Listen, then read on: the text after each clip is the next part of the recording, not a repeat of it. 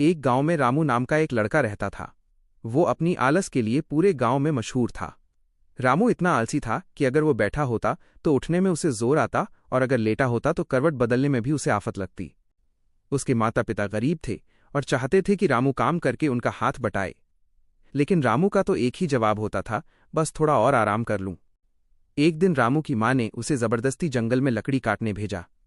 रामू उदास मन से एक पुरानी जंग लगी कुल्हाड़ी लेकर जंगल की ओर चल दिया। जंगल में पहुंचकर रामू एक बड़े पेड़ के नीचे बैठ गया और सोचने लगा, इतने सारे पेड़ हैं, किसे काटूं? एक पेड़ काटने में कितनी मेहनत लगेगी। काश कोई जादू हो जाए। तभी अचानक उस पुरानी कुल्हाड़ी में से एक बूढ़ा फकीर प्रकट हुआ। रामू डर गया। फकीर ने कहा, डरो नहीं, मैं इस कुल्हाड़ी का जिन्न हूं। मैं तुम्हें एक बार काम करते देखूंगा, और जब तक तुम रुकने को नहीं कहोगे ये कुल्हाड़ी खुद ही तुम्हारे लिए लकड़ी काटती रहेगी। ये सुनकर रामू की आंखें चमक उठीं। उसने जल्दी से एक पेड़ की तरफ इशारा किया और बस एक बार कुल्हाड़ी को उस पर चलाया। काटो कुल्हाड़ी, काटो! रामू ने उत्साह से चिल्लाया, और सचमुच उस जादुई कुल्हाड़ी ने पलक झपकते ही पेड़ को काट दिया। रामू बहुत खुश हुआ। उसने जल्दी से एक बड़ा गट्ठर तैयार किया और कुल्हाड़ी को निर्देश दिया कि गट्ठर भी खुद ही गांव तक ले जाए। गांव पहुंचकर रामू ने लकड़ी बेची और बहुत सारा पैसा कमाया। उसने सोचा, अब मुझे कभी काम नहीं करना पड़ेगा। वो अपनी मां से बोला, अब मैं बहुत अमीर बन गया हूं, तुम भी आराम करो। अगले दिन रामू ने फिर से कुल्हाड़ी को लकड़ी काटने भेजा। कुल्हाड़ी जंगल गई, लकड़ी काटी और गांव ले आई। रामू बस घर पर बैठा रहता और पैसे गिनता रहता, लेकिन रामू की आलस पहले से भी बढ़ गई। अब वो खाने के लिए भी नहीं उठता था और पानी पीने के लिए भी अपनी मां को आवाज लगाता था।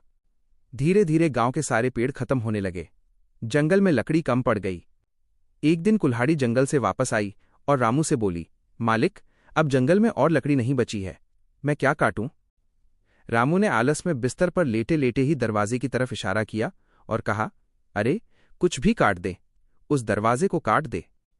रामू को लगा कि कुल्हाड़ी मजाक कर रही है, लेकिन वो जादुई कुल्हाड़ी तो आदेश का पालन करती थी। उसने तुरंत रामू के घर का दरवाजा काट दिया। रामू चिल्लाया, अरे ये क्या किया? बस रुक जा। लेकिन कुल्हाड़ी ने तब तक रामू के घर का सारा फर्नीचर, यहां तक कि उसकी चारपाई को भी काटना शुरू कर दिया था। रामू घबरा गया और जैसे तैसे बिस्तर से उछलकर बाहर भागा और जोर से चिल्लाया, रुक जाओ, रुक जाओ, अब और कुछ मत काटना। जब कुल्हाड़ी रुकी, तब तक रामू का घर पूरी तरह से बर्बाद हो चुका था। रामू को उस दिन ये एहसास हुआ कि आलस कितनी बुरी चीज है।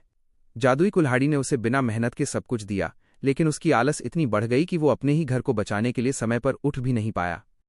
रामू ने उस दिन से आलस छोड़ दी। उसने फटी हुई कुल्हाड़ी को फेंक दिया और खुद मेहनत करके फिर से एक नया घर बनाया। कहानी से सीख, मेहनत ही सफलता की असली चाबी है।